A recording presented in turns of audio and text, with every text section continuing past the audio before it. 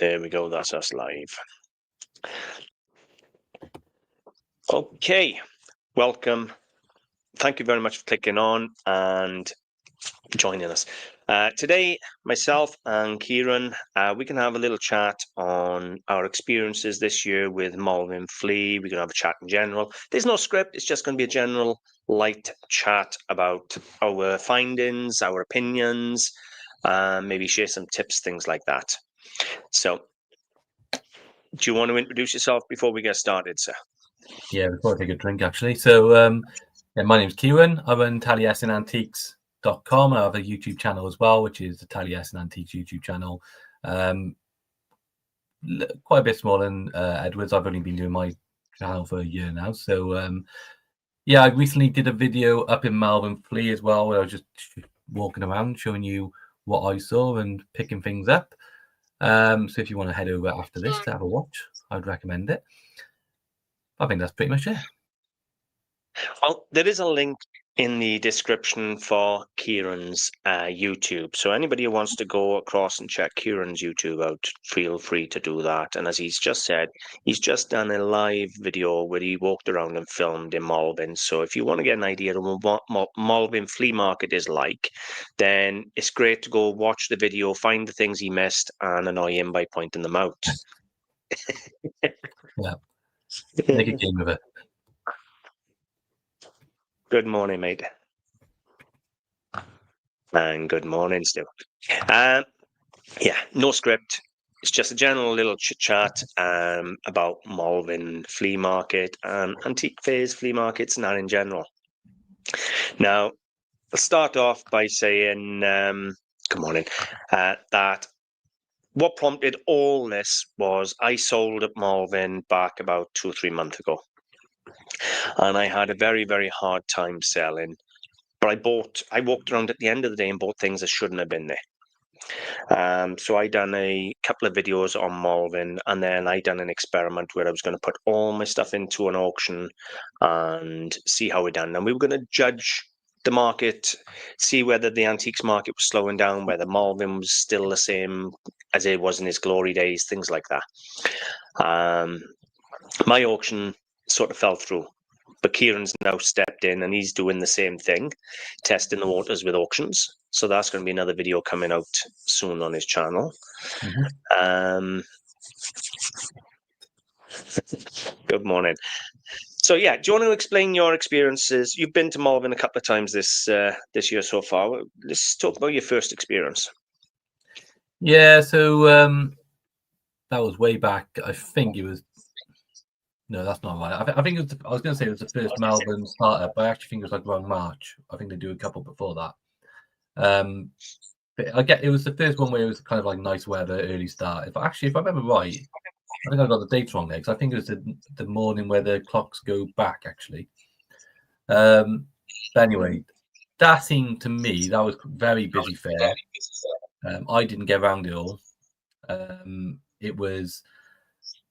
I think something that you picked up on when you went up selling up there, that like what was there at that point, which weren't there later on, a lot of people with their trolleys. So what that means is a lot of dealers who were going there, to buy a lot of stuff, fill their vans and cars up. A lot going on, a lot of hustle and bustle. And just, I didn't feel like it just seemed like a big event going on. And that's all I can really remember. It's quite a few months back now. Should I compare, I suppose, to what I just went to last week? First of all, why don't you tell us some of the things you picked up at that first Malvern? I want to give people an idea of the type of things you can buy. Now, you can buy anything at an antique fair. But just, I want to compare the difference of the things you managed to pick up at the first Malvern, what I've picked up, and what you picked up this time, things like that. So what did you pick up at the first Malvern? What did I get? I had a things that come to mind. I can't remember all of them off the top of my head now, but I remember I had a very old Moroccan oil lamp. So 17th, 16th century. So green, olive, sort of colour turquoise glaze. That was very nice. That was cheap. That was like a tenner. I had Shaywan Chinese. So this is a stoneware Chinese pottery vase with a red glaze. That was really nice. Again, that was cheap. It's not unmarked. It's just something that you had to know what it was to get it. What else did I get? I remember I bought a couple of African bits from a specialist dealer as well, quite well. But I'm struggling to remember what they were now. There is a video. I did actually do a video on that one as well, so you can go back and watch that one as well. But how did you find it overall? Did you find buying was hard work? You've already said in the first fair you went to this year, you struggled to get around it all in one day. I didn't. So you're talking hundreds and hundreds of stalls, yeah. So how was the buy-in? How was the buy-in in comparison to the size? Do you find it expensive? Do you find it okay? No, I think like what I found with the first one was there was so much there that of course a lot of it's expensive. A lot of what you find in the flea market in Malvern is retail price, so sometimes a bit above that, to be honest. So you just got to keep pursuing. But I didn't get that feeling that time. I just felt like as long as I wanted to keep on buying, I could do. And I think what the difference was that time is I just hit my budget and had to call it a day. Yeah. So that was a big difference. My latest experience actually is if I had more money to spend, I could have stayed there a lot longer and spent a lot more money. Yes, that's fair enough. Yeah. Now, as I said, I sold at Malvern about 3 months ago. Now, when I sold at Malvern, I noticed that I've always bought in Malvern. I've bought in Malvern for decades, and Malvern in his peak or prime was amazing. You had TV crews walking around filming all different shows, even at the flea markets, not just the antique fairs. And when I get there in the morning, there'd be hundreds and hundreds of dealers queuing up to get in. Everybody be fighting over each other to get in, and you'd have this big wave of people coming into the actual flea market. But when I sold there on a couple of months ago, what I noticed was when they finally opened the gates, it was a slow trickle of dealers. It wasn't a big wave of dealers.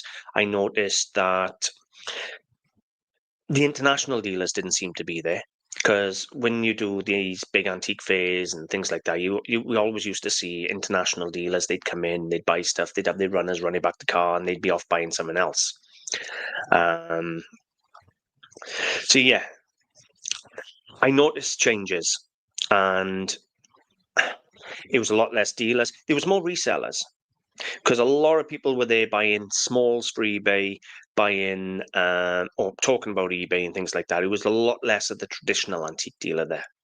Now, I don't know whether that's because a lot of the traditional older antique dealers have died, retired, or just left the business, because let's be honest, the business has changed and it's got hard. But to top off poor selling at Malvern, I went around at about 11:30, 12 o'clock. And I come back with a load of 18th century drinking glasses, or early 19th century drinking glasses, to be more accurate. And they were £5 a glass. That's the type of stuff that shouldn't have been there at the end of the day. Now, I want to refer to the video you've just put out, the live video on Malvern.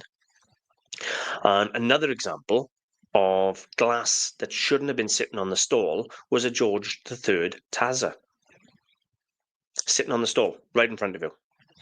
That type of stuff shouldn't have been on the table. Now, the old traditional antique dealer would have snapped that up in a heartbeat. So my experience at the moment is the game's changing. It might not. I don't know whether I'm actually blaming Malvern as such or just the game, because we've noticed it at car boot sales as well, haven't we? Yeah, I wouldn't blame Malvern for that. Yeah, the phrase I'd say that my latest Malvern experience, I went on the weekend. It felt stagnant, and not just from my point of view. I was speaking to a lot of the sellers, and they felt the same as well. There wasn't a lot of deals being done. Things weren't changing hands. Whereas when I went earlier in the year, it did feel like there was more of it. You know, you could just see things passing hands and money changing hands and all that. everyone looked a bit fed up. Maybe that's unfair on the whole, but I could tell the sellers were frustrated because they weren't I selling. commented on that, didn't I? When I watched the video, I sent you a text. In your video, there was a stall. I don't know if you remember the exact one I text about. And there was 2, maybe 3, 4 people at his stall. And he was leaning on his car 20 foot away and wouldn't even come across and interact and engage with the people who were at his stall trying to buy. Yeah, I actually messaged you that on the day, didn't I, saying, well, why ain't he up talking to people and encouraging sales and offering info and things? exactly. It was, and I guess I got there a bit late. Just to give context on the video, I got there a bit later than I normally would. I got there about 9 o'clock. I would normally get there for about 7:30. But I actually just made a decision on the morning to head up there.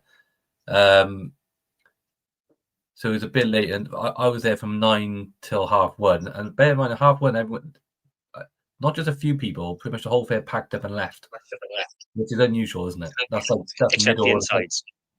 Yeah, apart from like one or two hangers. Yeah, I guess it's harder for them to leave. But yeah, it wasn't raining or anything. The weather was fine. So it was. Yeah, I think I was, speaking to a few sellers, it just felt a bit stagnant. I feel like margins are closer than maybe they used to be. And Kindred Spirit just said they've noticed it at Shepton as well. I'm guessing that's not just Malvern. I'm assuming that it's across the board in a lot of these fairs and a lot of places that people buy from these days. The sellers are struggling, their margin, they're buying things is costing them more than they used to, I imagine. And then if you're a dealer trying to buy from other dealers, it's just going to be harder to buy at a price you want to pay for it. So, yeah, that's the feeling I got. Quite a stagnant market.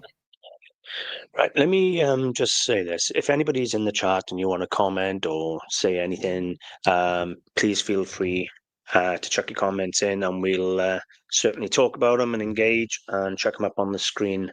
And going on to the prices creeping up.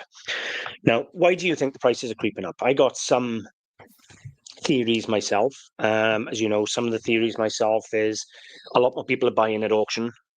And the margins are a lot smaller when you're buying at auction.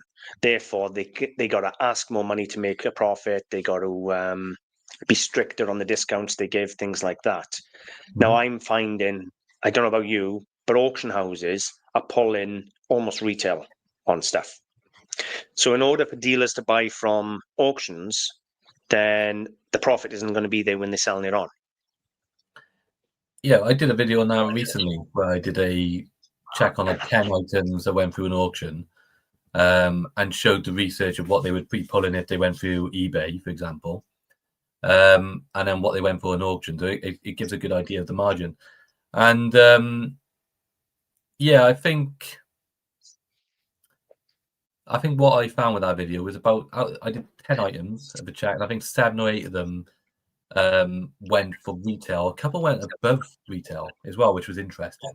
Specifically remember some uranium glass where I found 4 or 5 examples of it selling for £5, £10, and someone paid £24 plus premium at an auction. So yeah, it's I think auction, there are a couple of things you can still buy at auction, don't get me wrong, but it's a lot. It's most items are going for retail. Well, the dog just put a comment up on the screen. She's going nuts here. Before I get to that comment, I want to say that was the reason I put things when I come back from Malvern last time. That was why I put the stuff into the auction, because I thought, are people buying from the auction rather than the traders getting up at stupid o'clock in the morning, traipsing around the flea markets in the cold, the wet, not guaranteed to find anything, things like that. So they go into the auctions instead. And I put everything of mine into the auction, no reserve. I'm an experienced dealer, so I know the risk that involved. But I was under the impression, I thought, if it goes into an antique sale, it'll pull where it pulls, and that will have a true reflection of the market. And then me and you, we would have done a live chat like this, talking about the direction of the antiques market, the direction of the antiques, because I want to talk about that a bit today anyway, the direction, the way things are going, it's definitely a change in the market. The game is changing, let's put it that way. But my items ended up in a general bric-a-brac sale rather than in the antique sale, which was the following day in the same auction house. So all my stuff sold for peanuts. and it wasn't a true reflection. So I can't include it in any videos because you know as well as I do, even as antique dealers, how many times have you bought from Nigel Ward's, and do you ever look at the Friday bric-a-brac sale? No, I never looked at it. I never looked at the Friday sale. I didn't even know it existed. I always went to the Saturday antique sale. So yeah, so we can't include my results, unfortunately, from the auction house. I'm hoping yours will give us a bit of an eye opener, to be honest with you, on how the auctions are doing, because you've put in some nice things into the auction, haven't you? Yeah, it's a mix of things. There's a few items I just want to clear, to be honest. So, but There's nothing wrong with them. They're nice things. They're nice things, and I gotta say, so far so good. I got no complaints around how the auction's done it. I've had they put up pictures and they put up descriptions of the items at least a week before the auction. They've used keywords, so they've explained what they are. It's not a massive description, but it's what I the best I can hope for. The pictures look quite nice. They've done good pictures, and they've sent me a post sort of pre-sale. Everything that's got all the pre-sale advice. Exactly. So it's no reserve as well. I gotta say, I've deliberately gone to an auction no reserve. So I know some people because you want to duplicate the video I wanted to do. Yeah, I wanted to do it properly. So you want to scoop me on my video? Exactly. I saw it fail, and I thought, there's an opportunity. So yeah. Well, I got to be honest with you, right? When you consider the auction house I use have been going for decades and should know the job inside out and should behave better, in my opinion, and then you go to a much smaller auction house that's only been going for probably 5, maybe 10 years, something like that. Nowhere near as long, much smaller, and they much more personal care, much more effort have gone into it, as you've already outlined. I didn't have a pre-sale report until I chased it up hours before the auction. You've had yours over a week early. Images the day before the auction weren't up on the sale room with me. Yours are already up. Keywords have been used for you. Mine, they didn't even have associated titles or descriptions. So, excuse me, my asthma's going nuts. The only reason these guys might struggle to get good prices is where they're located. They're located in Merthyr, which is not as accessible as Hereford, where you went to. And they've done a better job. They've done a better job. They've done a much better job. I got to be honest with you, right? I've got a couple of pieces here that, irrelevant of how yours does, I'm going to put up to there to give it a go because they've put the effort in. Yeah. Because I still want to know. I've had the opinion this last whole year. Me and you have been selling, and we've been doing loads of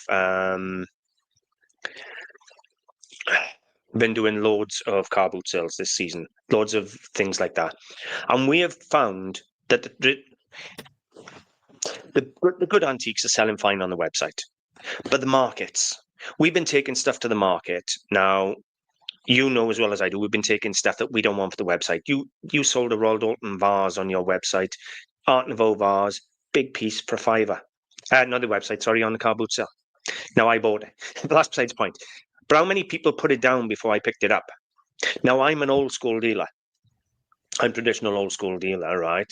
So how many of these old school dealers like me are left?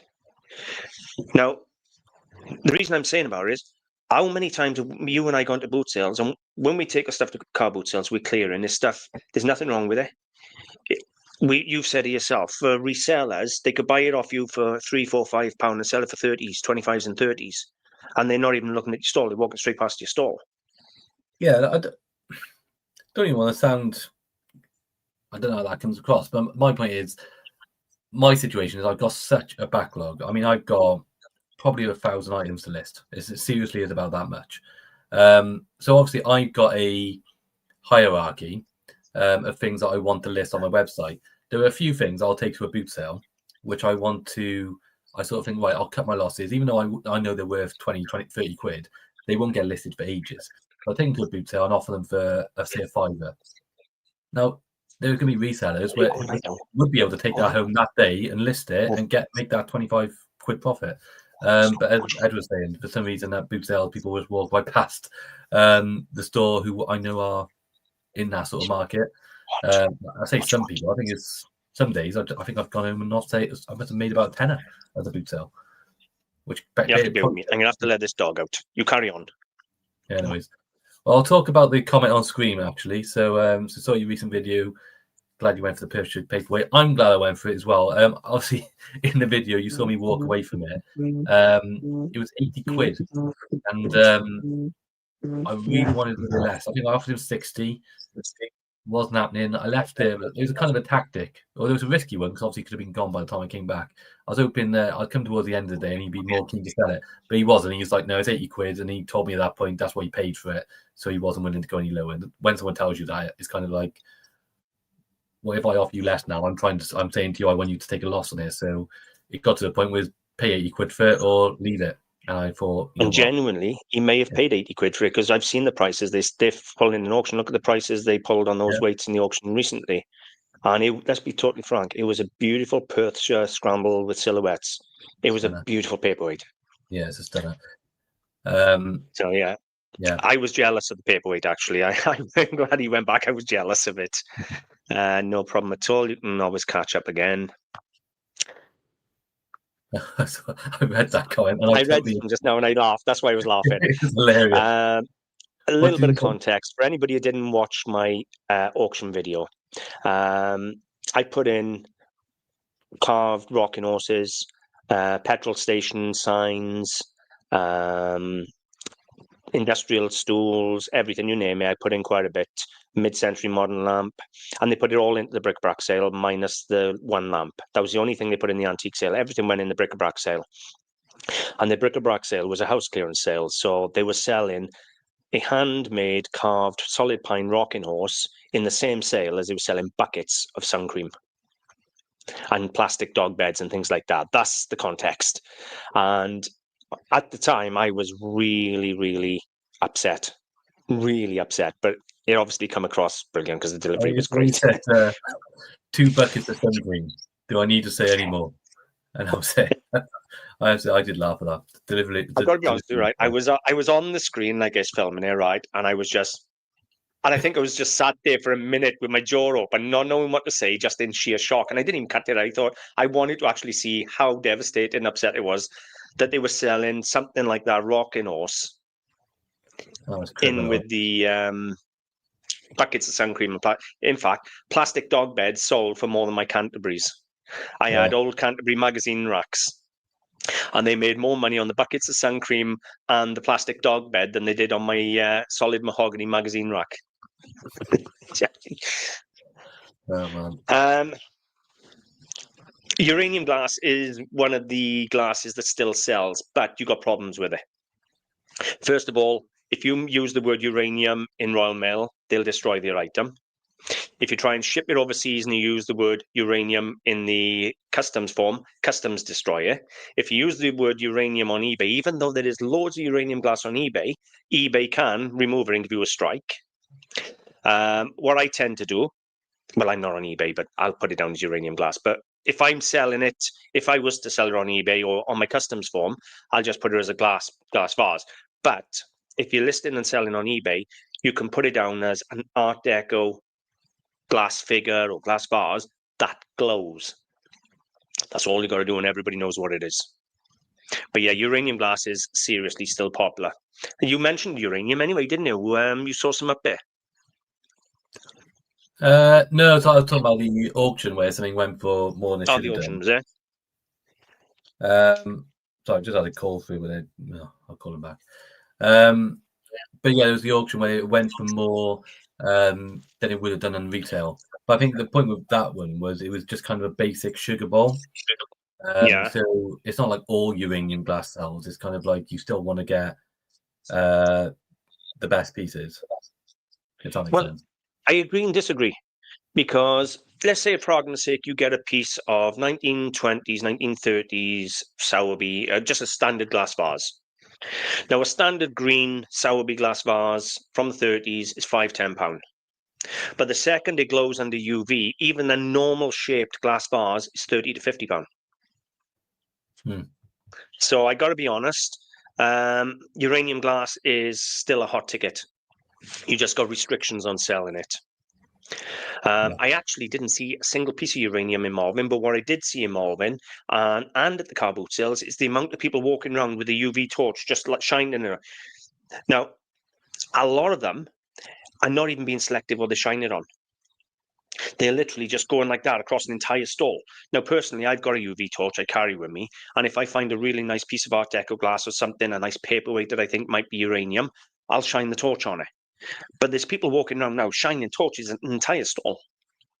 Yeah, I used to get that. Like when I was in the antique centre, people would just come in, just yeah. Yeah, it's almost, some of them, it's almost like they don't know what they do and they're just looking for something that glows and that's good enough. Yeah. Because there's only certain things that would glow and they're shining over everything. I mean, what's the it's not just uranium as well. There's like a scaled down version of it. I can't remember what it's called now. Vaseline glass? No. It's where it's not actually uranium. They use a different chemical in the glass. It's more modern, but it does glow as well. But it's not as valuable. It doesn't glow as well as uranium. I only know because somebody messaged me. I would put something up as uranium before, and they said that's actually this. I don't know. Anyway, but what I'm getting at is it's not all antique. You know, I think uranium glass, a lot of it is, most of it is because it was allowed more back then. But there's a lot of modern copies which is not even uranium, which are not as valuable, but it does glow, so you can't just go by the glow. If you're interested in learning about uranium glass, right, and like see, you're still asking, is it still popular?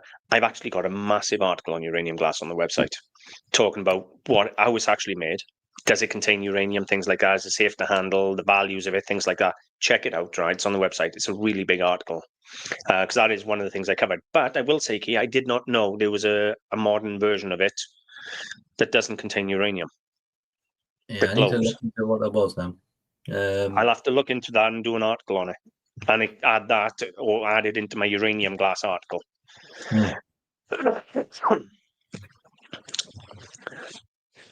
So anyway, back to Malvern. What did you get from this trip to Malvern? So first thing is quiet. It was not a busy flea. You can get that from the video. You know, it's not usually you'd expect it to be like, you know, almost shoulder to shoulder in the aisles. It wasn't.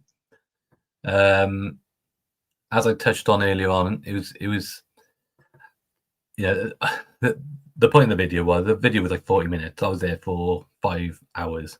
So there's a lot, most of it, of course, I didn't film. And off camera, there's a lot of, you know, I'm asking about prices. Most things in Malvern do have price tags as well. So you do know what people are asking. Is that you trying to defend yourself for not picking stuff up? I know what you're doing with it. The point I'm making is I'm making the point about the pricing now, not me. Okay. Don't worry about me. Okay. I'll tell later. But I'm just saying that there was I felt like it was retail prices most of the time. Now, that's not criticism of that. People are well within their right to ask retail prices. My point is that if I'm going there as a dealer with, you know, the intention is to buy things to make a profit, that just makes things difficult. So I felt prices were high, and it wasn't just the prices were at retail. It was when you spoke to dealers, they didn't have as much flexibility as I was used to. Is the point I was making. Again, I make the point. This is not. I don't think that's because of any other reason than that the market is stagnant, that they probably don't have the margins they used to have. It's not true of everyone, by the way. Someone did comment on the video and said actually they went up with the intention of selling things cheaper that day and selling to dealers, and they found I believe the actual comment was, "You bypassed my stall and I was selling stuff cheap." Use the correct phrase. Yeah. I went past his store towards the end of the day, and I think by that point I'd given up. But is what I said to him. So that's partly my fault as well. So yeah, I did find anyway. You know, I must have asked a lot of people prices that day, and it just got to the point I was like, this is not happening today. Yeah, so that was my feeling. I just felt like it was reflective of the trade at the minute. It just felt like things weren't changing hands very much. Well, I'm not as polite as you. You'd make a good politician, right? You're very, very understanding things. But I'm of the opinion, right, and I've been doing this a long time, that if you go to an antique fair, 90% of what you're going to sell to are trade. So if you want money off the trade, you got to make sure there's a bone left on it. And I done exactly the same myself when I was selling. I made sure the stuff was cheap enough. So if you want, let's say for argument's sake, I'm at a stall and someone's selling to me. If they really want my money, they got to make sure there's a profit on there for me. Now I know they don't owe me a living, as you've said, right? But they're there to sell. They know 90% of what who go there are traders. And I will also defend traders and say we pay the best profits, best money, because the general public offer you a fraction of what you're asking. Right, case in point, that Doctor Who autograph, I was asking a 10 and they offered me like £2 or something stupid. Right, so if you're selling at an antique fair, I think it's your responsibility to price stuff right and make sure there's a bit of meat on there for the next dealer, or you're not going to sell. Now, one of the things you said to me was there wasn't a margin left on 90% of the stuff you looked at and wanted, and you couldn't even negotiate a margin on there because they couldn't come down. Yeah, that was my feeling, and I think no, we'll add to your point actually, because if you're pricing things at retail price, and what I mean by retail price, that means that you've looked that item up, you've checked probably eBay and what people are asking for that item on there, and then you've gone with a similar price, whether you check sold prices or whether you checked asking prices. It's hard to it's hard to tell what people do sometimes, but that's what you base your price on, and you're pricing yourself is the same as somebody on eBay does, which is, well, what are you hoping for? Are you hoping that the person who would go on eBay and spend that money from anywhere in the world and pay it is going to show up in Malvern that day? Because seems unlikely, doesn't it? Is that person who's willing to spend that much money on the item is going to show up that day at Malvern? I know you're going to have exceptions. I'm sure every seller there has examples where they say, well, actually, yeah, I did have someone come in and buy it at this price. But how often does that happen? And how much better would you do if, as you said, left some meat on the bone? So, perfect example, all right, is the car boot sales. All right, and we take stuff to the car boot sale, and we're already stupid cheap. All right, the dealers come in, they'll buy a bit off us, and then the public come in and still knock us down even more on that. But how much meat do you leave on the bone and they're still sitting on your stall? So, and I'm going to, you had some lovely, real nice, you had a club fender, didn't you? A fire fender club one on your stall for what, 40 quid, 50 quid, something like that, and they sell for hundreds. You left plenty of meat on the bone. If someone wanted to buy it, there was a huge profit on there for them. And that's the case across the board with us. I found when I walked around Malvern, I could buy plenty of specialist items. Now, what I mean by that is stuff that you can't turn it over and see what it is. 18th century brass candlesticks, 18th century drinking glasses, things that you need to have studied to learn. I find the prices on that stuff seems to be a lot lower because maybe the traditional buyer ain't there no more. Yeah. Whereas stuff that they can pick up, Google shout, or turn over and read, it seems to be going through the roof. And it's fair, but look, I put myself in that boat, by the way, as well. The as you know, and that's what happened with the Taz. I don't know, 18th century clear glass very well, and I'd even at the prices you paid for it, I'd be and ahhing. So I feel it's weird. I think if I saw it at in like a charity shop compared next to like all the modern glass, I'd probably be able to spot it very easily because it'd be quite a distinctive difference. But an antiques fair, I'd be very unsure, and I would miss that sort of stuff as well. So, but I do think you're right. I think I think that dealer that you see the traditional dealer that you can still see on the old TV shows and all that, and have the knowledge that you have, for example. I don't see it very much anymore. Don't see as much as you used to. When I say as much as I used to when I first started. And I was in an antique centre for a couple of years. And there's a few, but there's a few in there. They're usually the older dealers, to be honest, and probably closer to retiring. Yeah, and look, I'm putting myself firmly within that sort of bracket as well. Is that I'm in sort of the newer dealer sort of phase where most of what we've learned is through online. Now, don't get me wrong. I've done I've read a lot of antique books and stuff like that. But I've done a lot of the reading, but also done a lot of learning from what sells online, and what's on Google Image, that type of thing. So I imagine that's what most people do when they get into the game these days.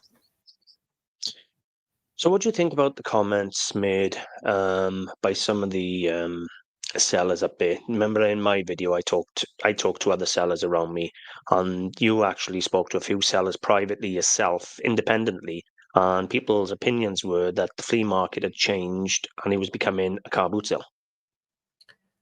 I've spoken to people outside of Malvern as well, like in just dealers in other areas where Malvern's come up. It was interesting you said that. I had that from before you went up Malvern and since as well, and they all shared your opinion. That was independent, and as you said, where they said they used that phrase. It's interesting. That was the phrase used most often, was it's turning into a car boot sale up there. And one thing I've got to add to that, something we were talking about earlier on, which does it no favors, and something that threw me off my game a lot, to be honest, was the amount of modern stuff I saw up there. I actually commented on the video. I think I said at one point, there's a lot of modern stuff up here, a lot of modern repro. I don't mean like Staffordshire repro, which I ended up buying one of them, but at least there's it's not at least, but it's a repro. But at least there is like a vintage, at least, isn't it? Staffordshire repro. I mean, like quite obvious fakes, like African carvings, for example, very obvious what they're trying to do. 3D printed stuff, and this was all like there was one store where that was all they were selling, and I was thinking to myself, at least that's not pretending to be anything than it is. That's clear as day. But you've got to bear in mind, right, that we're talking about the flea market, mind, not the antique fair. So it's not limited to solely antiques. However, if you go to the flea market, you will find fake Whitefriars. You will find fake Dr. Christopher Dresser. You will find fake Trenchard. It's all over there up there, and there's no quality control. But I just want to point out to people watching, it is a flea market, not the antique fair we're referring to. So it is open to more interpretation. But we found, when we were chatting earlier, we were talking about how quality control, if a stall is selling loads of fakes, but how do they determine they're fakes? They'd have to have antique experts walking around. There's no way of policing it, is there? No, I'm not really having to go at Malvern so much as that. I think it's just more. It makes it. I suppose it doesn't. What I'm getting at with that is the example you gave earlier on when we were talking about it. If I went and spent 100 quid on something, and then I take it home, and then I realise, oh, this is worthless. I've wasted my money there because it's not real. Or if I put online, then people start telling me that. Well, I'm never going up there again. Or if I do go up there, I'm not spending that sort of money ever again. That's kind of a consequence. I do agree. I'm not putting it solely on the antiques fairs here, because that is a very difficult thing to police. Even at the fair, even at like an antiques fair. I think it's an impossible thing to police. Now, we talked about quality control earlier, right? And I honestly think it's an impossible thing to police, because I think, as you've just pointed out there, right, anybody who gets stung by a fake at a flea market or an antique fair, no matter which one it is instantly going to have a negative branding or association with that place and never go back.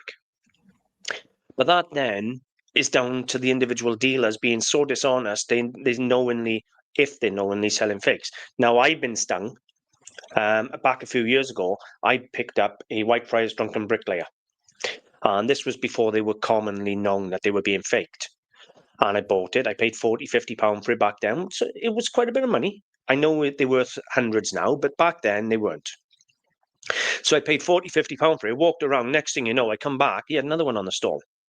And then another one on the stall. And then when I come home and do the research, they're normally fakes. He knew they were fakes because he was putting one out at a time.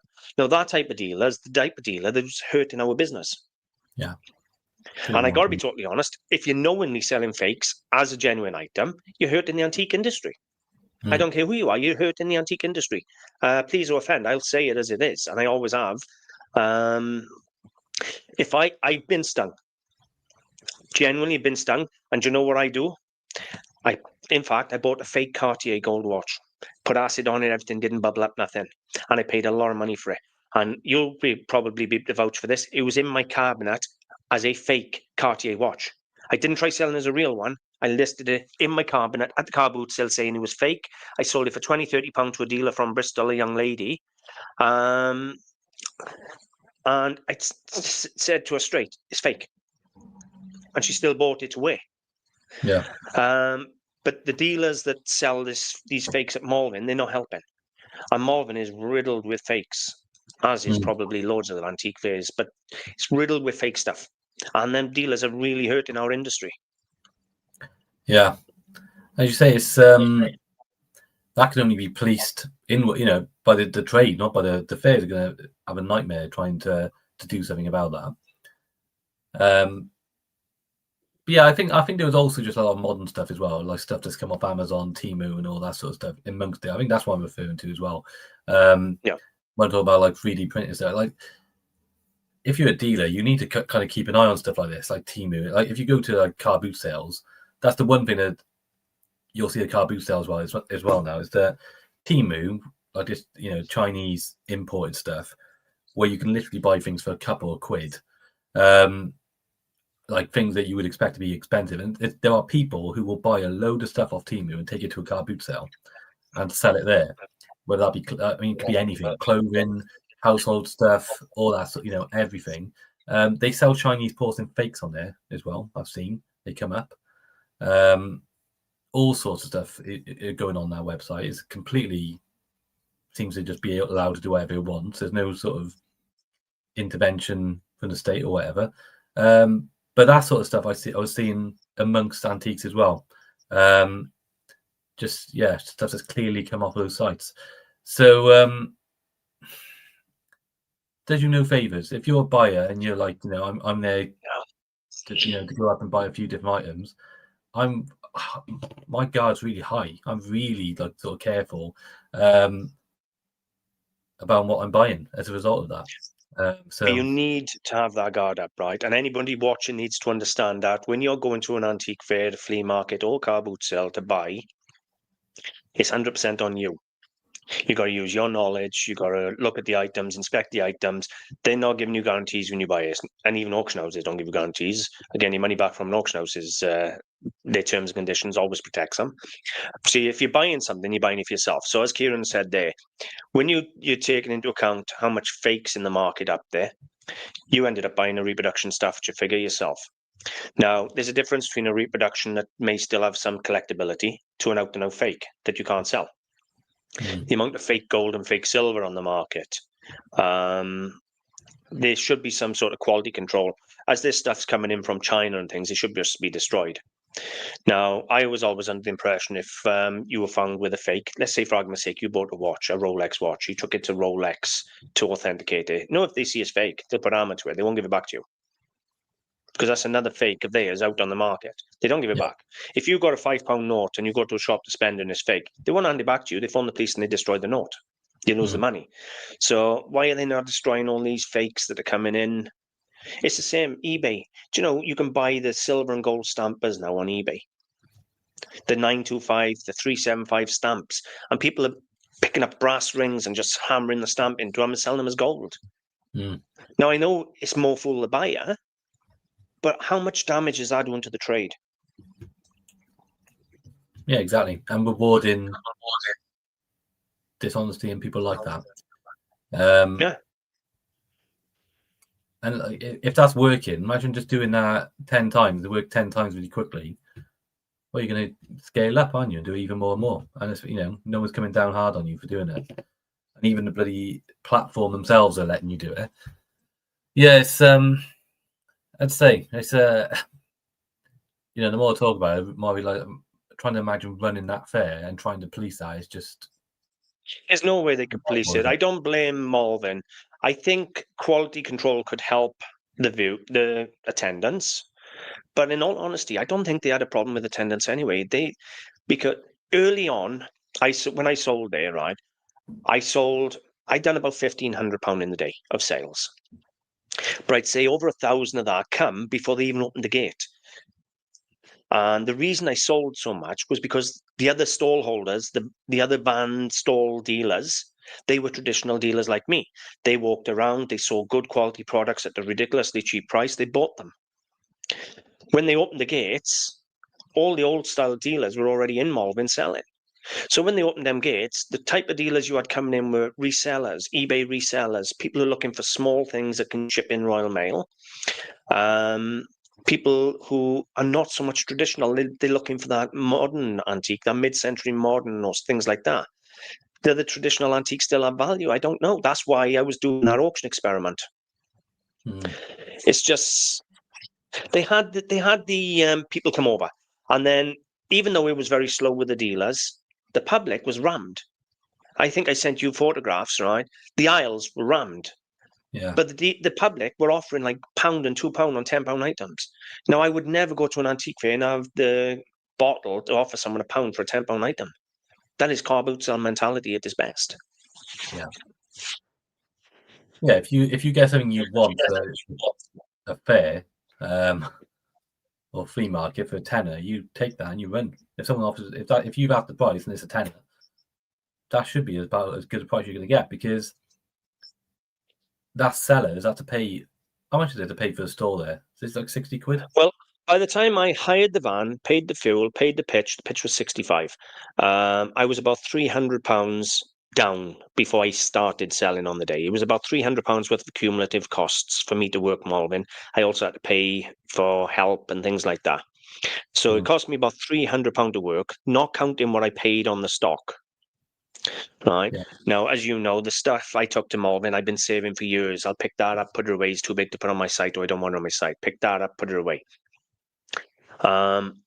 So it's been a long time accumulating, and the reason I done the Malvern was because I wanted to do the video, and I want to talk about how the trade is changing, because I think the trade is changing. Now, Kindred Spirit Bade has just said there's not many full-time dealers anymore.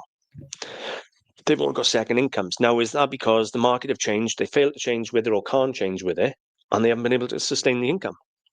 Well, how many all the stuff you were trying to sell up there was really that was stuff for people who sell in shops, wasn't it? It wasn't online stuff. It wasn't just shops. It was traditional stuff. It was traditional antiques. It was antique rugs, antique fireplaces, antique collectible stools and things like that. It was good traditional antiques. But they would need to retail that, wouldn't they? Like in a shop, Yeah. not in a. They'd have to have an antique shop, or they'd have to be like in the pumping station like you were, things like that. It's not stuff that you could just photograph and put online unless you put it on Facebook Marketplace and had people come to collect it. Yeah, you can do that on eBay as well, but it's a lot slower, isn't it? You're not going to get as many sales doing it that way. Yeah. You can sell that stuff online. It's possible, but it's a different type of operation. You have to have courier services and all that sort of stuff. But what I'm getting at there is that they weren't buying your stuff. They weren't there. If we're talking about dealers not being at Malvern, that's what you found when you went up there. You didn't feel that the traditional dealers were there. Well, it's the traditional dealers who owned retail spaces, whether that be their own shop or they were in antique centres. But yeah, I mean, I think most of the antique centres are still there, but they're different. They're not like, they're not like that they used to be. I think I was talking about at some point about in the pumping station before my time there, but I know that they used to have if you were going in there, you kind of had to say, right, I'm this type of seller. I'm going to sell these type of items. This is what I focus on.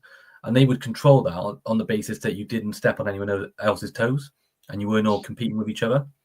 Now they don't do that anymore. If you go in there, you can sell whatever you want, as long as it's legal.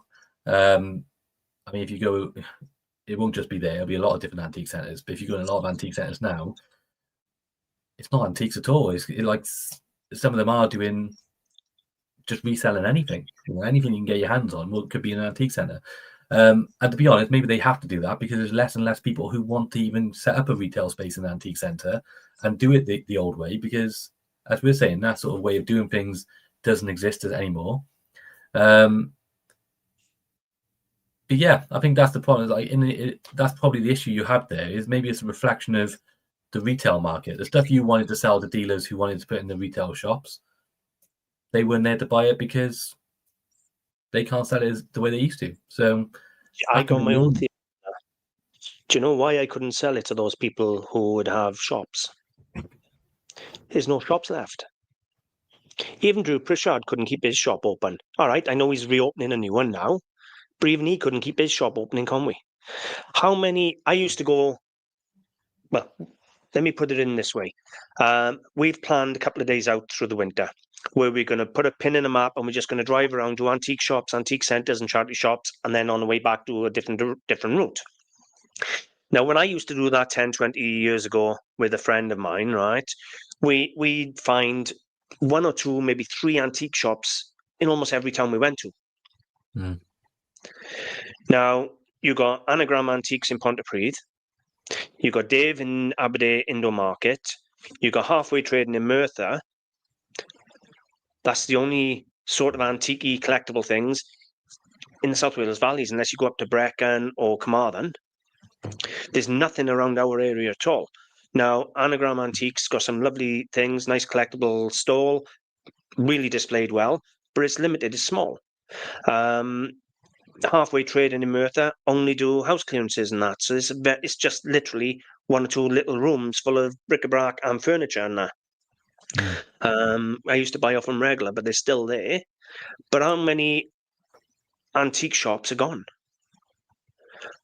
Now, people have died, people have retired, and there's nobody taking their place. So those traditional antiques, that's why I want to do that auction video. And that's why I took the gamble of putting it all in no reserve, because I wanted an actual, honest reflection of if the traditional antique was even worth buying anymore. Yeah. It makes you wonder, doesn't it? And where's that going as well? It's I suppose in a way you always think with the antique trade, things go out of fashion, they come back in. Then you have to start to wonder, well, what's going to come back in? Because things would have to change quite a lot, wouldn't they? For like Victorian ceramics is the first thing that comes to my mind. Late 19th century bone china and that type of stuff. And as far as I'm concerned, that's through the floor. It's like, that sort of stuff. If I take it to a boot sale, I can't get a pound for it.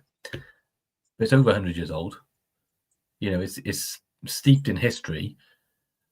I think the story of that is linked to the decline of like the Welsh dresser, though, because like in the old traditional houses, people would have a Welsh dresser, and that's where all the fine china would be placed. All the blue and white. Yeah, exactly. But people don't have dressers anymore. So where are they going to put their china if they don't have dressers? Now, you've pointed out there that things come in, things go out of fashion, in fashion, out of fashion. Things don't sell today, they sell tomorrow. Fine. But I actually think it goes further than that. I think you can sell anything. Even that Victorian china you were just on about there, right? Online, if you look at the prices online, you got vintage cafes that are setting up these retro cafes with old Victorian china for people to drink out of, and they're loving it, right? You can sell it online. I think the game is changing. The old traditional antique deal is dying, and this new modern way of living is coming in, and you got people using AI. You got everything is online. People don't want to have trips around markets early in the morning anymore to buy this stuff when they can just sit at home and go online and buy it. The old game has changed. I don't even know if Malvern will still be there in another 3, 4, 5 years. Because from everybody I spoke to when I was there, from my experience, it doesn't pay to justify to go there. And is that like the people who go in there? This is before my time now, right? So if somebody collected blue and white, for example, and they wanted to add to their collection, they would go to Malvern to get blue and white. Then, yeah, as you say, they don't need to wait for Malvern anymore. They can go and get on eBay whenever they fancy having a look. You can have it tomorrow, can't they? The only reason to go to Malvern now, if you're public, is if you just want to get something a day out. Yeah. If you think I just want something I won't see elsewhere, it has to be quite unique. It has to be kind of grabbing your eye. It has to be kind of kooky and a bit out there. So what you're saying is they have to go looking for something they don't know what they want. Exactly. Yeah. They don't know what they want. They're just going out for a day out, and if they see something that really takes their eye, they'll buy it. But let's be frank: if someone wants something, They can either sit at home and bid on an auction, go to an auction where there's thousands of lots of antiques they can cherry pick from, sit down, go on eBay or Facebook Marketplace. They don't need to traipse around these antique fairs now at 5, 6, 7 in the morning, in the rain or in the cold, looking for the stuff. So what saves Now, the you fair? and I both know that's the cheapest way to find it. Yeah. Okay. That's what I was going to say. Is that what's going to save the fair? The only thing that saves the fair is, it sounds like, well, you would say this now. But isn't it the only way to keep them going is for the sellers to be trying to get dealers, sell their stuff to dealers? They need to be able to do that, to be fair to them, which is not easy. They need to buy their stock cheap enough to be able to make a good profit to sell it to a dealer who then, as we were talking about earlier, still has meat on the bone. So what you will need to do then is if you're willing to do that, it's up to you if you want to do it. You know, that's not for everyone, by the way. It's not something I've done traditionally, but you have to now be able to sell something. Say you know I'm going to sell it for £100. You have to be prepared to sell it to me for about 50, maybe a little bit less than that. But that's hard to do, isn't it? Because a lot of people will still be thinking, well, I want £100. And they have to be hard. Let me justify that. Go on, yeah. Let me justify that why you want to double your money. Because as Kindred Spirit says, but they're right, a lot of dealers now or resellers now are doing it as a second income, right? It's not their full-time job. Now, let me outline, this is our full-time job. This is what we do 7 days a week to earn our money, pay our bills and all the rest of it, right? But if you're going out selling stuff as a little side income, your bills are covered by your wage. So you don't mind making £10 or £15 on an item. If we sell something for £100, now I know you still use eBay. eBay is not free for businesses. You're talking 25, 30% for your cost. So if you sell something for £100 on eBay with postage commission and the commission on your sale and your promotion fees and any other fees you got, your final value fees and all the rest of it, you're probably 30%. Now, instantly, they see they've sold it to you for 50, you've sold it for 100. But in fact, you've lost £30 of that 100 instantly to eBay. Yeah. Because we don't have the same privilege as a member of the general public do of selling it for free. So then you're down to £20 of profit. In that £20, you've got to justify your fuel, your entrance fee to Malvern, and your time, and make a profit that pays your family. I don't even go out to double my money. If I'm going out, I'm looking for 5 to 1, 10 to 1 on my money. If I spend a tenner, I want £100 in. Then on top of any money you make at the end of the year, you've got to pay tax on. There's another 20% gone. Yeah. Any dealer who is full-time knows you cannot make a living on a margin. You can't make a living on doubling your money. You've got to be 5 to 1 plus. Yeah. They say it in restaurants, 3, 4, 5 to 1 on your money, otherwise you're going backwards. And it's exactly the same in this. You've got to treat it as a business. You can't just buy with your heart and hope to make a tenner on something. You've got to look at everything business-wise. And you've got to say, well, okay, how much profit have I got to make per item to make a living at doing what I'm doing? And that's why a lot of people are not doing this as a full-time job, because they're not looking at it as cost to acquire the goods, costs in general, costs to sell the goods, add it all up, how much margin have I got to make? And you've got to be making 3, 4, 5, 6 to 1 to be able to do this full-time. I think the problem with today, right, as well, that that dealer who sell at a fair, and they know they might have an inkling in their mind that I know this item's really worth 100 quid, but I'm going to sell it for 30, 40 quid today. And maybe they had an inkling, but today, because of the fact of like Google Lens and all that, they just know instantly, it's in their face that people are asking 100, I was keyword asking for the start, but people are like asking 100 quid for this on there. It's very hard for that person to willfully then write on their ticket 20 quid, 30 quid, when they know just by looking at within seconds, somebody's out there is asking £100 for this. But you've got to have. But, right, that's because they don't understand. We buy things, 20 quid, as you just said, and ask 100. How many years are we going to have that item? Yeah. How long does it take for us to find the right buyer? They've had that £20. They've got it in. They've gone out for a pint. They've gone, paid a bill, whatever they want to do with that 20 quid. It's theirs in their pocket today. Yeah. You've got to buy that item, take it home. You got to research that item. You got to invest your money in that item. You got to invest that money into selling and publishing and advertising that item. You got to wait until you find the right buyer. Then you got to hope it hasn't got lost or damaged in storage. Then you got to ship it to that buyer, hoping it gets it in one piece and you don't get ripped off. And you got to hope that buyer is willing to pay a little profit so you can actually, at the end of the day, make a money. And I 100% agree with you, and you're absolutely right. However, I think that explains a lot of the stagnation, is that people can't get there. They can't allow themselves to sell something for 20 quid knowing that someone's going to go off and ask £100 for that. They just can't get, they can't. To them, it's too big of they missed out on an opportunity and they can't see that side of it. Does that make sense? I think that's probably explaining a lot of the stagnation. I 100% agree with you, because honestly, I genuinely feel that if the Malvern sellers dropped their prices and went there with the intention of selling to the trade, it could actually pick Malvern back up. Yeah. I think the dealers would go back there to buy it and put it up for sale online themselves. I'm not saying by any means Malvern or any other antique fair is dead. I'm just saying it's changed. It's not what it was in the glory days when I used to go there buying, when you'd see all the international buyers and you'd see all the big shop owners coming in buying. It's changed. But one way of combating that would be sell it cheaper. If they sold it cheaper, we wouldn't be messing about. We'd be up there filling our cars and putting it online ourselves. Well, think about it. You were saying about the international dealers. Like, well, they haven't got a chance, have they? The money they got to spend to get it here and then get their stuff back. They must have been able to do that. Shipping fees, everything. Think how much, they must have been buying so well to justify a trip like that abroad and all the shipping and all that involved. But there's no way they can do that now very well. So that's why you're seeing less and less of them.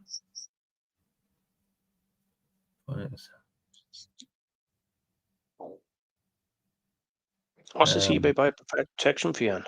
So if you're a private eBay seller, instead of paying fees yourself when you sell, the buyer pays a fee. They pay an extra 5% of your asking price, and then that goes to eBay. So there is a fee, but it doesn't affect you. If you sell your items, it does. You lose out on certain sales, or you get lower offers and stuff. What I mean is, if you sell an item for £40, you get £40, but that buyer spent £42 because they paid the extra protection fee, and that £2 goes to eBay. Have I done my maths right there? Yeah. Either way, right? It's missing out the point, because eBay have taken the fees away from the private sellers now, right? And they've put them onto the customer. From what you just said there, right? Yeah. But really, they've put the fees still on the seller. Yeah.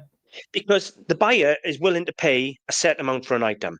That set amount has to include everything, including the postage, the purchase, everything, any fees. They're going to say, right, I want that here for £40. So if it's £5 or £10, let's say £10 shipping, that means they got £30 to spend on an item. If eBay are charging them commission on top of that item, they got £27 to spend on that item, or £28 to spend on that item. So their offer is going to be £27 to the buyer, to the seller. So even though eBay are charging the buyers, it's actually just a stealth way of still charging private sellers fees without them realizing. Yeah, and it's still a crap deal for the business sellers, because they still get charged 20-25%. Whereas it's 5%. It's a weird system. I don't know what their justification is of business sellers having to pay that much more, but they got away with it because people are still selling on there, and nothing's really changed. So that's what's really happening. Well, it has, because I can tell you now, I left eBay 6 years ago and I've never sold on this since. And I'm on my own website and I do very, very well on my website. In fact, I'm getting hundreds of thousands of page views now. Compared to what I used to get on eBay is shocking. I shared my analytics. I share them regularly with you. I'm on 156,000 page views a month. Let me rephrase that. 156,000 events a month, which includes page views, sales, and links. Right? But 156,000 a month I'm getting on my website. Do you know when I used to sell on eBay, right? I'd have a piece of antique or something, a bit of glass or something on eBay for 30 days. I'd have like 5-10 views in 30 days. Oh, look now. You're going to call up your views, yeah? Yeah. If you want to share the screen, you're welcome to. If you don't have to. Well, I'm on my just on my phone. But yeah, I got items with one view. Nothing goes over 50. So it's actually it's not a great place to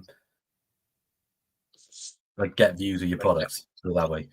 There's so much stuff on there. You're just fighting against the tide. And the other story of eBay is the promotions as well. How much every seller's you can elect how much percentage you're willing to give eBay extra for promotion. And it starts at 2% and it goes all the way up. Now, one thing I noticed with eBay is they have a recommended promotion rate based on category. So they're saying promote your rate in the 10% here because the average is 9%. So you want to be above. That is going up and up and up and up. Every month, if you go on there, that average percentage will be up. It's like some of them are like almost 20% now. Imagine giving 20% extra away on top of what you're already paying in fees to be promoted on eBay. It's like it's mad inflation going on there. I'm going to actually address this comment quickly and say no, because even though you got some fees not to pay as a private seller, they don't charge you commission on the sales and things. Whereas if you're a business seller, they still charge you across the board on everything. Literally everything. Nothing is free as a business seller at all. You pay commission on everything, on promotions, everything.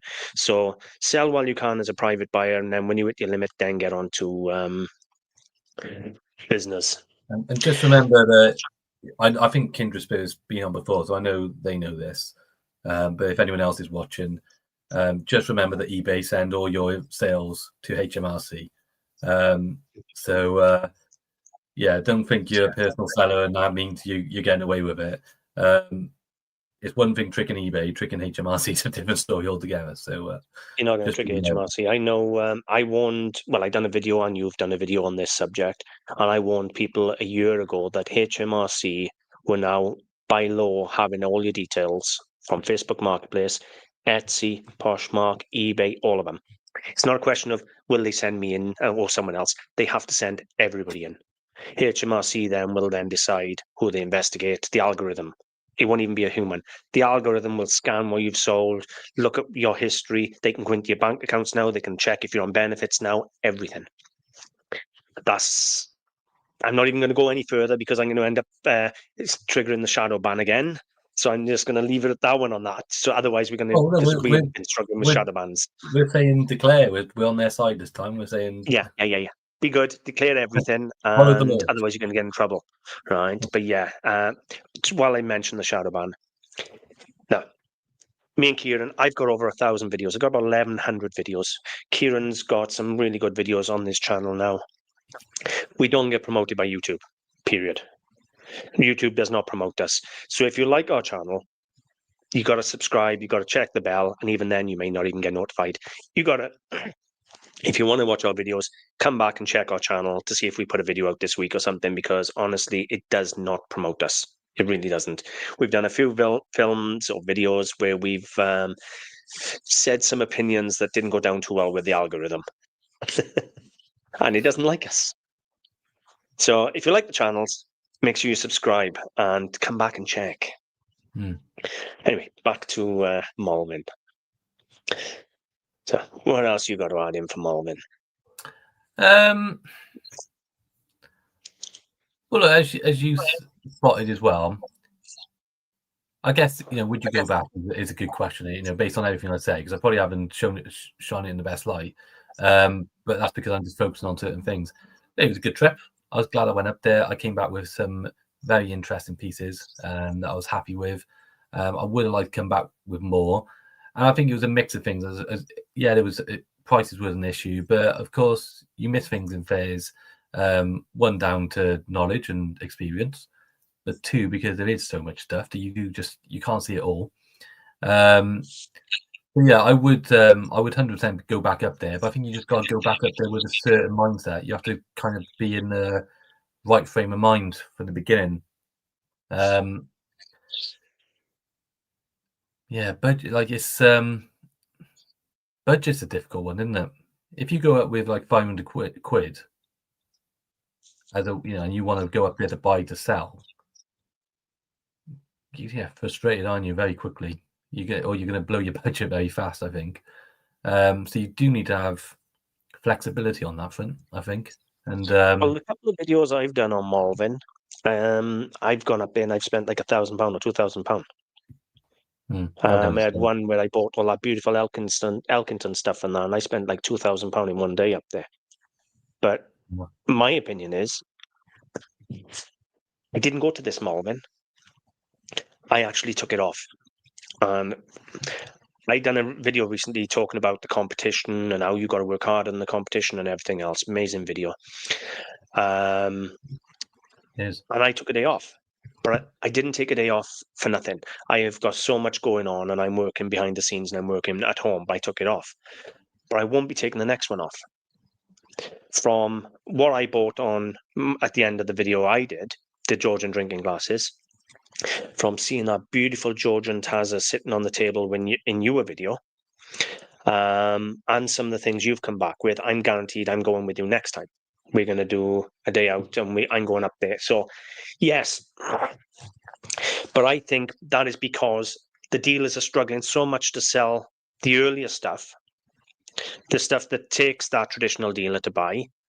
I'm going up there to buy that stuff. I'm going up there to buy the 18th century porcelain, the 18th century drinking glasses, the 18th century Chinese porcelain. I'm going up there for the stuff that requires education.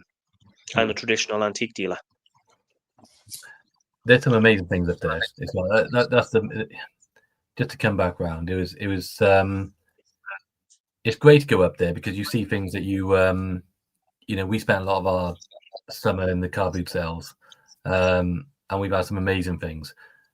It's so different, isn't it? To go from in a car boot sale, you wait until you find something. Whereas in an antique fair, it's kind of there, it's all there, and you kind of it's a different type of mentality. That's the one thing I've noticed as well. Because that is it's a different skill to a car boot sale. Being able to spot something of quality amongst stuff which is lower quality or more modern, compared to spotting something which is stand out amongst other things and then trying to get it at the right price. Yeah, that's a different type of skill. So I need to. I've done a lot of flea markets. I want to do a lot more of them. Is where I'm going with that. I agree with you about 90%.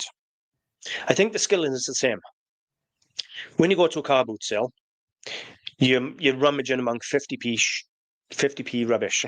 I nearly said it. You're going through boxes, looking through 50p items of absolute tat. And then when something stands out and it's worth 40, 50, 60 pound, you buy it for £1. And you've got a wonderful markup that you can make a good business on and a good living on and a good business model on. When you go to an antique fair, you use exactly the same skills, but the difference is you're looking at stuff that's 10, 20, 30, 40, 50 pound to sell for hundreds of pounds. The skill is exactly the same. The only difference you're trying to do is you're trying to spot what stands out amongst it. So at a car boot sale, you're trying to spot out what's good amongst the rubbish.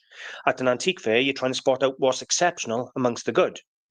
And if you can distinguish different levels, then the skill set is exactly the same. When I go to Malvern, I'm not looking for 30, 40 pound items. It's just no point. I'm going there looking for £400, £500, £600, £1,000 items. When I go to car boot sales, I'm obviously looking for the high end. But when I know I'm going to be paying £1 or £2, I don't mind buying a 30 to 50 pound item. The skill set's the same. Yeah, I get there's loads of items that you wouldn't even consider in Melbourne, but if you saw it in a car boot sale, you'd have a different approach. You would be like you'd go straight for it. So you're right. It's the same sort of level of knowledge and understanding. You just have to readjust. If I went with the car boot mentality of if I you could buy you could fill 2 van loads up basically. It's just whether I say when I go to them, I want to be coming back with things which I don't see very often that really do add to my website and add something sort of different and the highest quality. And as you say, you want to be going for the 500, £600 items. Can I add on that? There's a reason why we're very specific. Business model, right? And I'm always talking business. If you go to a car boot sale or an antique flea market, anything Malvern, and you buy a Royal Dalton figurine for £10 or £20, you go online, there will be 100 other Royal Dalton figurines. So the only way to sell it is to promote it somewhere no one else is, or to be cheaper than everyone else. So what Kieran was saying there is, when we go out, we're looking, if we're at the car boot sale and we're buying it for 50p a pound, we'll buy anything, because we can afford then to be cheaper than anyone else. But if we go to an antique fair or flea market like Malvern and we're buying for real money, now Kieran bought items for £100 plus. He bought a beautiful bronze for £120. So when you're buying stuff like that and you're parting with real money, what you need is got to tick boxes. Is it quality? Yes. Is it unusual? Yes. Are you going to be competing with 10, 20, 30 other people selling the same item? No. And that's what you need. Are there going to be dozens of sold prices for people to compare and go, well, actually, 10 of them have sold for £120. I can't pay you 200. No.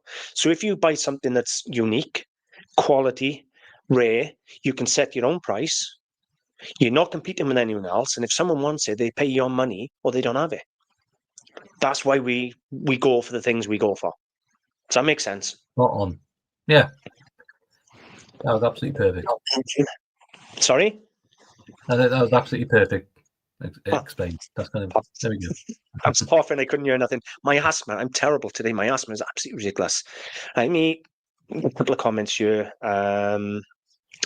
Said when I joined the travel around, you can read that. Said when I joined chat, travel around, come near me, tell me when up in my area. Harrison's Antique Centre is next to my unit. It has over 700 sellers. It's amazing. I think Harrison's I've heard of. It's biggest in Europe, I think. Biggest antique centre in Europe. That's a lot of sellers, isn't it? I sit here now wondering how many of them sellers don't sell an item in a week. It'd be an interesting place to go and look at. I don't know where it is.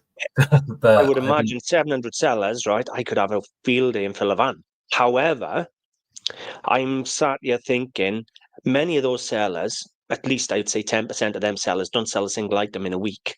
And are only in there because it's such a big place, they want to be associated with it, or they want to be in there in the hope because the dealers go there because it's so big. And then they're blaming their products or their prices, where in all honesty, it's discovery again. So much competition. That's why the video I done this week was so important, because I talked about competition, motivation, and doing more than the other person. Yeah. I will say we'd like a lot of the things we say, we know there's exceptions to the rules. So I'm sure there are going to be antique centres which break the trend of what I'm seeing in most of them.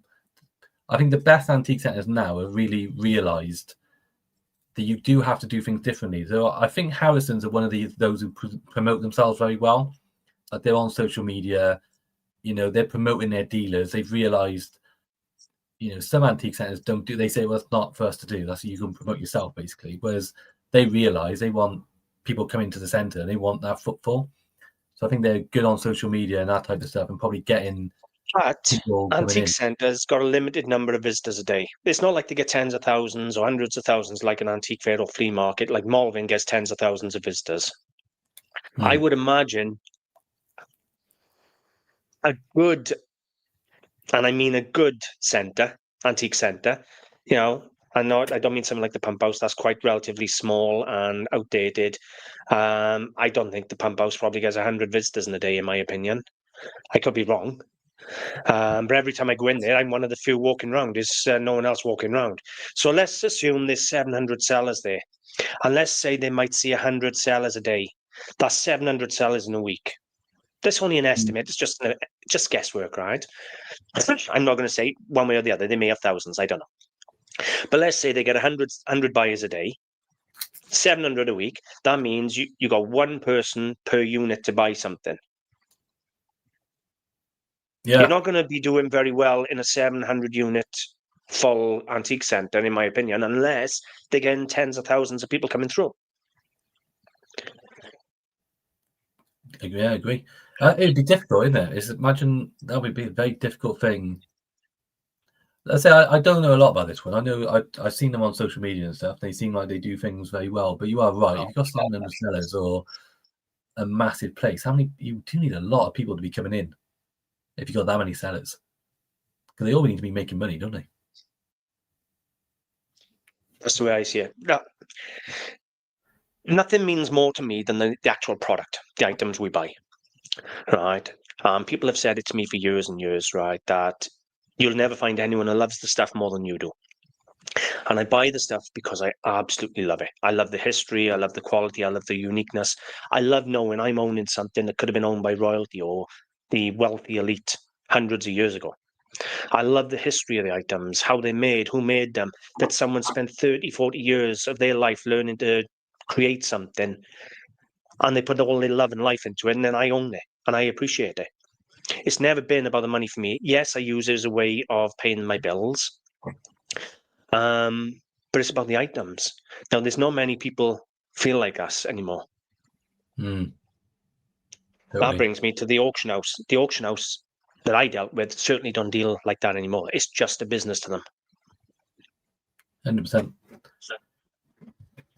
Yeah, I think that's you do have to look at yourself as a dealer these days. I think I haven't really fleshed out where I'm going with this idea, but I think it's like just a reflection on the trade.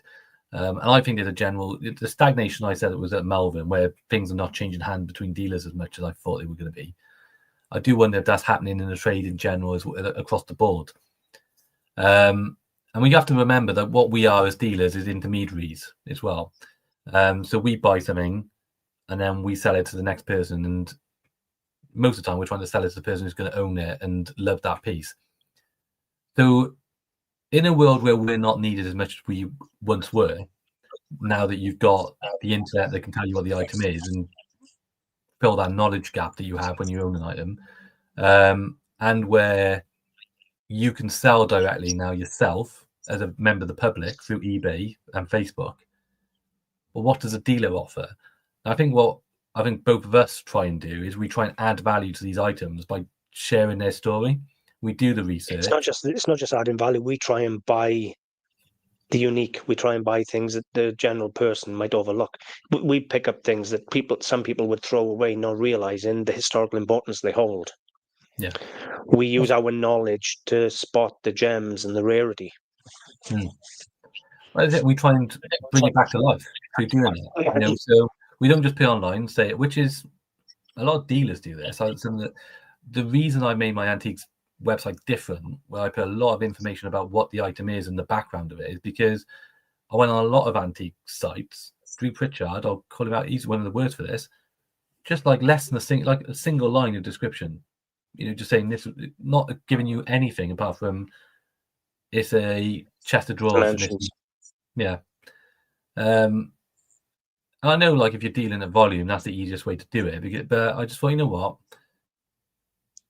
If people are buying off me, I like them to have something they can own it and say, and be able to talk about it. So if they put it up in their house and someone asks, "Oh, what's that?" they can say, "Oh, this is this, this, and this." They've got more than just the item; they got the history of the item as well. I think that's something that you try and add now. But yeah, I don't know. I can't remember why I'm on to that point now. But it's definitely reflective of the market these days, where that's what you were talking about. How you had history, right? But it's not just adding history. Look at it from a business point of view again, and that's what I am. I'm very business orientated, right? We're building a website. How do you generate 156,000 page events or page views in a month? And that is, I've got 8,000 products on my site for sale. Every one of those doesn't just have one-liners. They have descriptions, they have keywords, they have search engine optimization, they have image with metadata. That brings in all the people. So the likes, as you just said there, was it Drew Pritchard you said or something? Where they use one-liner, or some of these companies or people where they have templates. So all they do is fill in the age, what it is as in the maker, and the sizes, and then the template just creates them like one line with the key info, but there's no search engine optimization, there's no keywords, there's nothing there to draw Google in and say, okay.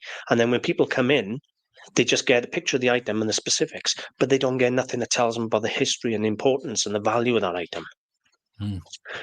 That's what we do different. Yeah. We stand out against the crowd for them reasons. Exactly. I think, the example I gave, put my politician voice on it. I try not to offend people by saying this, but just in antique shops. I was in an antique shop yesterday, unnamed, and they were selling items. I was picking up items, and all they had was just a price tag on there, £100, nothing else. I just thought this way of doing things is doomed, because all you've done there is Google Lens this item, see that it's got a certain, you think it's got a value, and you're just trying your luck.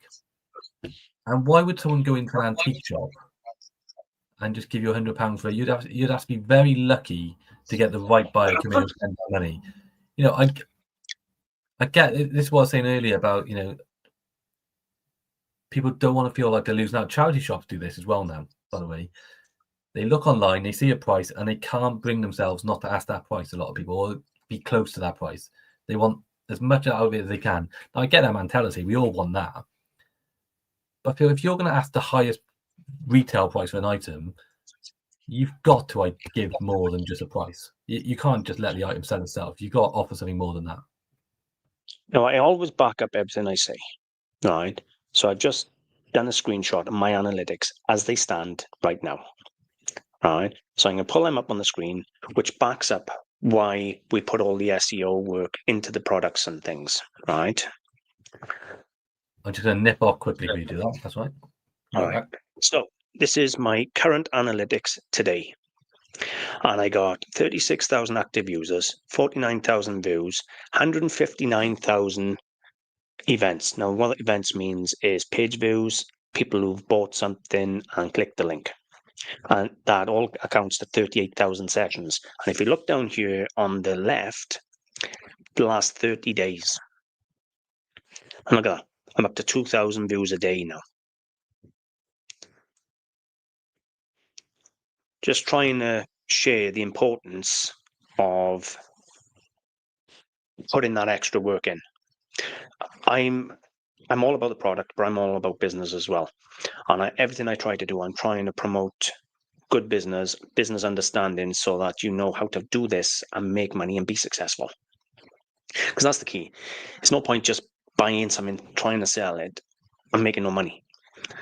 And as I'm not sure, it was a kindred spirit pointed out earlier, I think it was, a lot of people do this as a part-time job. They don't do it as a full-time job.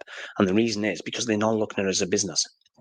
The business side of it is as important as the product side. The most important thing is how you buy. Selling is nothing. If you buy right, you can sell anything. But then you've got to have traffic. If you don't get traffic, whether you're selling through eBay, whether you're selling for Facebook, or whether you're on your own website, if you don't get traffic, you don't get the sales. Did you just see my website metrics? I just done that screenshot right now for you. Oh, I think I've missed it. If that doesn't back up what I'm saying, I don't know what will. Oh, totally. Well, I've seen them plenty of times. I think you're absolutely right. It's up to like 2,000 a day views now, okay? It might shot up today to 2,000 views. I have to say, I think just to big you up a bit. I mean, unique viewers, not 2,000 views. That's just unique people coming to the site. They all view multiple pages. Well, I think, to be fair, I think it'd be hard pressed to suggest anyone, certainly in the UK, from an antique seller point of view, is reaching those sort of metrics. I imagine. I haven't seen them, but it seems very unlikely. And you'd have to be regarded as one of the top antique dealers in the country, if not further afield than that. So, it's worth listening to. That's all I say on that. Well, I try and give help. That, but there is a perfect statement: quality over quantity. I'll buy quantity if it's cheap at a boot sale for 50p in a pound. But if I'm parting with real money, it has to be unique, it has to be quality. So that's where Harrison's Antique Centre is at South Yorkshire. Right. I was trying to figure out what that was. So that's the Harrod. Next one, yeah. Yorkshire way. And I think saying that, we were saying there's 700 sellers. Yeah, a lot of them will be cabinets, so maybe they don't expect to sell weekly, I suppose. Yeah. But you got to sell something. I used to have a cabinet in Bartlett Street in Bath. And Bath being a massive tourist place, and Bartlett Street at the time when I had it, we had 3 or 4 stories of cabinets. Now, the bottom couple of stories were all cabinets, and then you moved up and it was units, little sections like a pumping station where people actually stayed there and manned the units. But I used to have to do 2 trips a week to Bath to restock my cabinet. You struggle now, wouldn't you? Yeah. Yeah. Lazy, not doing research. Now, we all make mistakes. I've done stuff. I've listed stuff, and I haven't done enough research. And we're all guilty of that. I got to be honest, including myself. But I do try and do as much research as I can. Yeah. You got anything you want to add in? Or any questions out there before we start wrapping up? Nothing jumped to mind. So it's probably best to swing back round to the Malvern subject. Flea. Malvern. Yeah. So yeah. Although I think we covered all bases. Is it worth going to? Yes, it definitely is. As a dealer, it is a good little trip up there. You will see some amazing things. It's you just gotta know your prices. As you said, I spent over 100 quid on some items. The whale oil lamps, for example. I mean, to spend that sort of money as a dealer, you have to be very confident you're going to get a very good return with it. So, yeah, it's a challenge. I think it is a bit of a challenge going up there and doing well. And it doesn't feel like I made this point in the video. It doesn't feel like it's getting easier, unless things can shift in the trade, and yeah, people start, it's a tough one. Do you think there's any justification for selling retail value up in Malvern? Yes, 100%. I'd sell there again, but I would not sell traditional antiques. If I had a 3.5-ton van full of mid-century pottery, West German pottery, mid-century antiques, stuff that could be sold on eBay, I'd sell out within an hour. Because the amount of dealers up there looking for that mid-century modern, the retro stuff, the stuff that is in vogue at the moment, you could sell it all in a heartbeat and good money. How would you price Well, it you all? can't sell up there. Sorry? How would you Say that price? again. How would you price it? Well, I'll give you an example then. I sold a 1970s arc lamp up there. I can't remember exactly what I sold it for. I think it was 60, 70 quid, something like that. Online, they're 150. I didn't want it. It was too big, too heavy, too hard to store. I priced it. Let's just assume I had 50, 60 quid for it. I can't remember exactly what it was. I priced it, and whatever I put on it, they paid. Didn't even knock me. I sold other pieces. I had mid-century tables up there that I sold 50, 60 quid, no problem whatsoever. That mid-century stuff, that retro stuff, the West German pottery vases, things like that. I sold, I think it was 4 West German pottery vases up there. I don't know if they ended up in the video or not, but they went that quick. They were gone off my stall in 5 minutes. So I don't even know if they made it into the video. I think I sold them before I filmed. And they all went for like 25, 30 quid each. Now, when you're buying that type of stuff at a car boot sale for £1 and £2, that's good profit. So yeah, I'd sell in Malvern again, but I wouldn't take the same stuff. I think the traditional antiques in Malvern are dead. I really do. Right. But yeah, the mid-century stuff, 100%. And as for buying, for what I buy 18th century drinking glasses, 18th century porcelains, 18th century metalware, things like that, 100%. Because even yourself, you was on that stall looking at those pieces and left that 18th century tazza there. Yep. I'd have cried to have missed that. I'd literally be crying in my soup if I missed that. Well, bear in mind, I would have seen that at about 11 o'clock probably as well. So that was there from 7 in the morning to 11 o'clock. That's 4 hours that sat on a table. Yeah. And all the someone buying it. Which tells me that had I been there, I would have bought it. Yeah.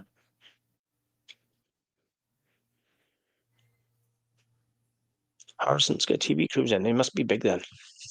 Is that like bargain hunt and things like that, to Antiques Road Trip where they go into centres buying, I would imagine, innit? Yeah, probably. How much is a cabinet to rent? How much was it in the pump house? For a unit in the pump house? is about 90 quid a week. I think cabinets were about similar to that up in Bartlett Street. They were about 40, 50 quid a week, maybe even £100 a week. But what I used to do, I used to split it with a friend. We had a big 6 foot long by 3 foot square cabinet, so 3 foot by 3 foot by about 6 foot. And we had half each. I had half of it, he had half, and it was something like 50 quid or 100 quid, something like that. I can't remember. It was a decade more ago, maybe 15 years ago. But we used to have to do 2 trips a week just to restock it. But it's not just the cost of the cabinet. They also take a commission on the sales. There's a cost to handle the money and handle the credit card. They also take a commission on everything they sell, and they charge you the cabinet, and some of them charge you insurance. So you got to make sure what you're doing and you know what you're doing.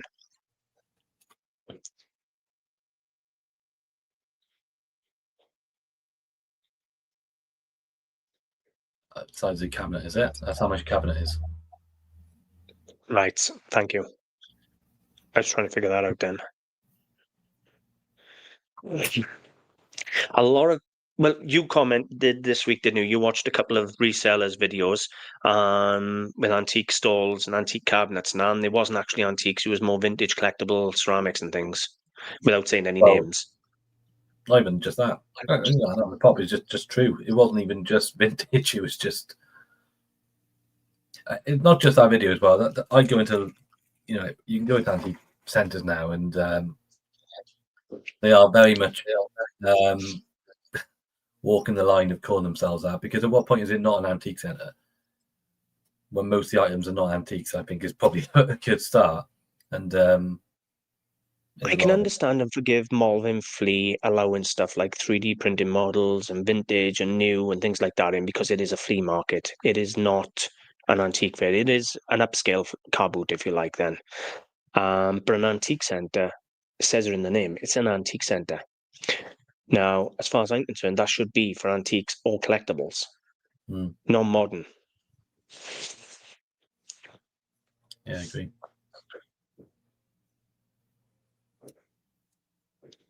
Let's be honest though, right? People are focusing on retro and collectible and decorative now, but that just goes to strengthen what we were saying about the traditional antiques not wanted anymore. These are all like new words as well, which are used to be able to describe anything when it comes to the trade. So like antiques specific is 100 years or older. Yeah.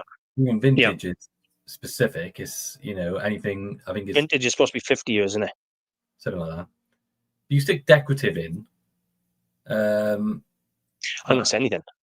Yeah, exactly. I could go out and get a load of things. Yeah, please. Made, and just stick in an antique centre and say, this is decorative. So there we are. That's what happened in a minute. Right. So unless anyone got anything else to say, we'll call it there. But I think it was an interesting chat. I think we got a few good points over. Anything you want to add in? No, all good. We covered a lot of ground. Right. Kieran's channel's linked in the description. Now, you'll find me and Kieran both on Patreon and YouTube. We're on Patreon because YouTube is shadow banning us. They don't promote us. If you don't come to our channels and check if we put a video out, odds are you'll never see us again. It's that simple. And if you ain't on Kieran's subscription list, please go subscribe, because it's a great channel and we do lots of things. And I've done some videos on Kieran's channel as well. And check out our websites. Mine's antiquesarena.com and taliesanantiques.com. Am I pronouncing that right? I'm dyslexic. Yeah. I think it's fine, yeah. Fabulous. Other than that, thank you for everybody who joined in and everybody who's watching back later on. I hope you enjoy the video. I hope you find some good things, some good information from it, and it helps you. I think we shared a few valuable points. Definitely. But if you're one of these dealers working Malvern, I'd like to say, make sure where you're selling is right and price it for dealers, not for retail. Yeah, if you see us come in, then knock half price off, please. We're all happy. Yeah, a lot cheaper. Right. Okay, thank you very much. Thank you, everyone, for coming. Cheers all.